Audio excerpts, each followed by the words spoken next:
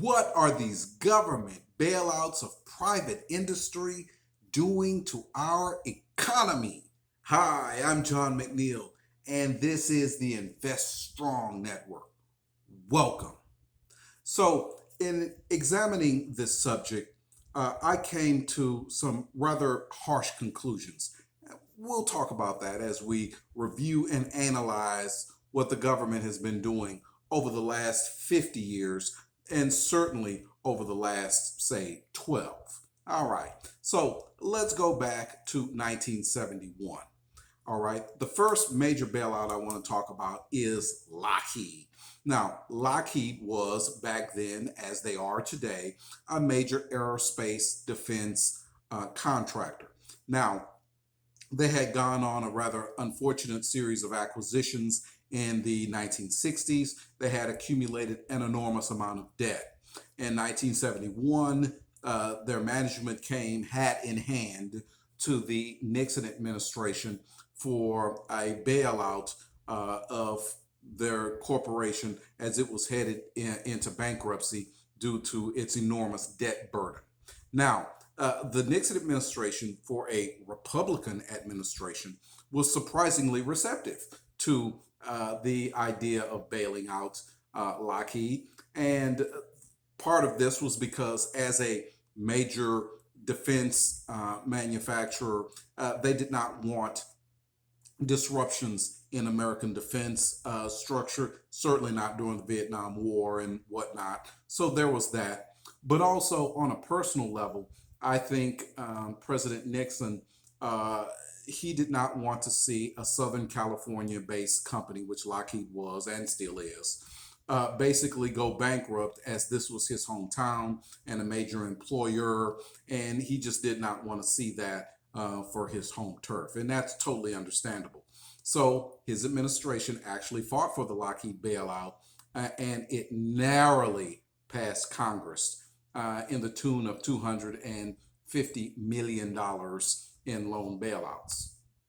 Now, Lockheed was actually able to fully repay the government with interest and fees by 1977. So, whew, close call there, but this one apparently seemed to have worked out for the positive. All right, so now let's go to 1979. And we have Chrysler Corp. Now, obviously, Chrysler, a major manufacturer of automobiles, but also, like Lockheed, they also had several substantial defense contracts with the Pentagon, right? But Lockheed, I'm sorry, just like Lockheed, they had gone on a series of unfortunate acquisitions in the 1970s. Also, the Japanese and the European automakers were eating their lunch on quality, and their automobiles were not even up to the standards of even GM and Ford.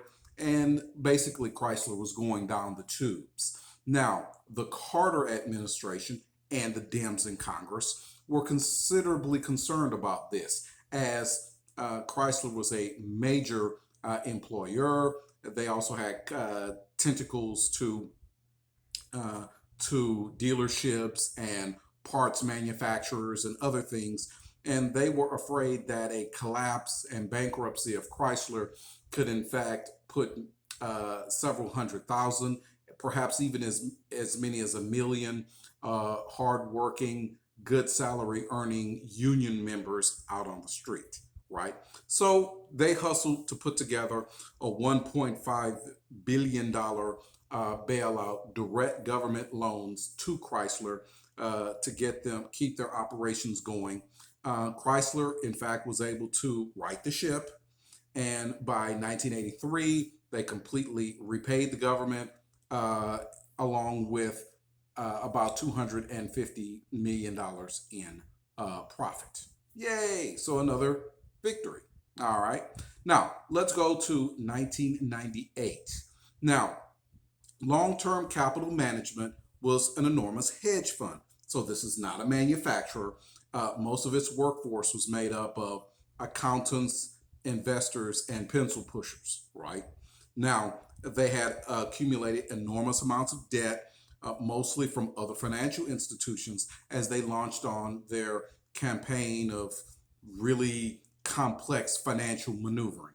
Well, the Clinton administration, the Treasury, along with the Federal Reserve, became very concerned because long term capital management, if in fact it was allowed to go bankrupt, could perhaps drag down many of the financial institutions that had loaned it money, right? And so the Treasury, along with the Federal Reserve, was able to arrange shotgun marriages with other financial institutions who are wise enough not to give long-term capital management any loans, uh, arrange it to where they could proffer up money with loan guarantees from the Federal Reserve to keep long-term capital management liquid until such time that it could be wound down in an orderly fashion in the early 2000s. And this prevented a conflagration of crises, financial crises, that could have put the nation's overall economy into recession in the late 1990s. And that's why they did this. So now it's 2001. And of course, you had the September 11th terrorist attacks, which profoundly affected many industries, but none more so than the airlines. So the Bush administration, along with the Republicans in Congress, they were falling over themselves to provide liquidity to the airline industry writ large so that these companies would not go bankrupt. This was critical. They employed hundreds of thousands of employees, and also they were critical to the infrastructure of the country, the transport services and functioning. And so they moved to give them, well, roughly $15 billion in loans and loan guarantees, of which most of them were completely repaid, although some of the loans were forgiven, but most of it was repaid. And in fact, the airline industry by the middle 2000s was basically back on its feet again. All right, now it's 2008, and we have the Troubled Asset Relief Program, or TARP. This was, of course, put together by the Bush administration and passed by the Dems in Congress as a relief to provide liquidity for the financial sector writ large. These banks, insurance companies, and kind of boutique financial companies, all of which had gotten in way over their heads with these mortgage-backed loans and collateralized debt obligations and complex things that were causing a massive crisis in the financial system in general.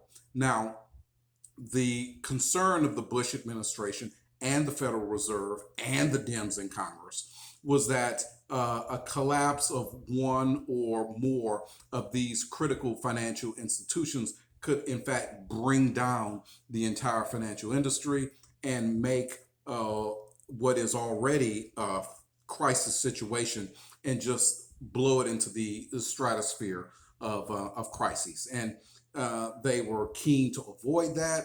In fact, in late 2008, to the tune of $700 billion, the Congress approved of the funds. And immediately, the Bush administration, along with the Federal Reserve, began pumping these funds into the financial sector. And it took quite a while for this to get paid back, but eventually most of the TARP money was repaid with interest.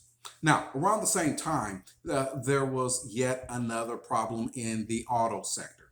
So you have Chrysler again and GM, who were both on the verge of bankruptcy and liquidation. So we have funds from the government that went directly into GM to prop them up during the teeth of the financial crisis. And also, the government arranged a shotgun marriage between Chrysler and the Italian automaker Fiat, along with loan guarantees that helped keep Chrysler operations going through the late 2000s and into the 2000s and teens. Now, the government actually was able to get its funds back eventually at a profit, and the auto sector writ large was stabilized. All right. Now, it is 2020. And of course, the CV-19 crisis is just walloping the economy writ large. So, what does the government do? Well, they, along with their partners, the Federal Reserve, pump literally trillions of dollars into various industries. The airlines, again, the autos, again, the banks and other financial institutions, again, to keep the hotels and restaurant business and many, many thousands of others in between in order to keep them liquid and to keep people employed during the teeth of the CV-19 pandemic. Now, they did some of this through direct loans and loan forgiveness. They also did this through the Federal Reserve using its resources to buy debt, bonds from these companies, thus keeping them liquid and keeping them able to continue operations even when there were no profits to be made, right? All right, and this process is ongoing. We don't know when it will exactly end, how much of it will be repaid. That's all still very much a work in progress at this point. All right, so here's the question.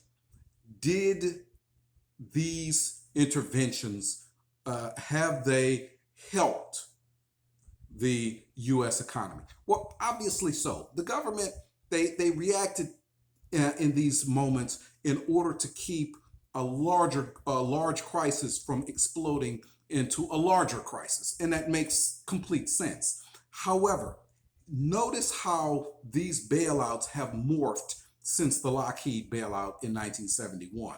So there and through the Chrysler period, you had the government targeting a specific company that had critical ties to the defense industry and manufacturing, and thus keeping them liquid until they could be brought back to profitability and stability. Now you have a situation where the government is just writ large pouring money into all sectors of the economy hither and yon to keep it liquid during crisis situations, right? And this is creating real moral hazard. Now, what do I mean by moral hazard? It's quite simple. Just like what has happened over the last 50 years, and certainly in the last 12 years, when companies, private companies and their management realize that you have a government that's going to back you up in case you screw up, then it just encourages them to be reckless. And in fact, that's pretty much exactly what we have seen over the last 12 years, right? Now, there is also this. You have in these sectors other industries that are competitors to the companies that have had to be bailed out. Now, these companies have done everything right. They watched their accounting. They were conservative on in their acquisitions and share buybacks. They did everything that they should have done, and thus they did not need to be bailed out by the government. And yet here they are now having to be in competition with other companies that did not do what they should have done, right? And they feel, rightly so, that this is unfair to them. And in fact, it is unfair to them, right? But in the sense to achieve the greater good, the government feels like, well, hey, we'll let you slide on your shortcomings for right now so that we can keep employment high, right? And thus they will continue the bailouts, or certainly have continued them on an enormous scale until now, right? This cannot continue, certainly not like this. The government will have to go back to the drawing board and figure out a better way of doing this, so that these companies will not continue to need support from the federal government or the Federal Reserve in order to continue going. And that's certainly how I feel, right? It's not fair for the companies and the managements that do things right to have to be in competition with the ones that are being bailed out. All right, so those are my thoughts. If you found this insightful, by all means, hit that thumbs up button. I'd appreciate it. Thank you very much. Also, let me know what you think. Leave a comment. I would love to know what your thoughts are on government bailouts and what it does to the economy. I'll respond to each one. I promise you that. Also, subscribe. Please subscribe to Invest Strong. I'd appreciate it. All right. Thank you so much, friends, and good blessings.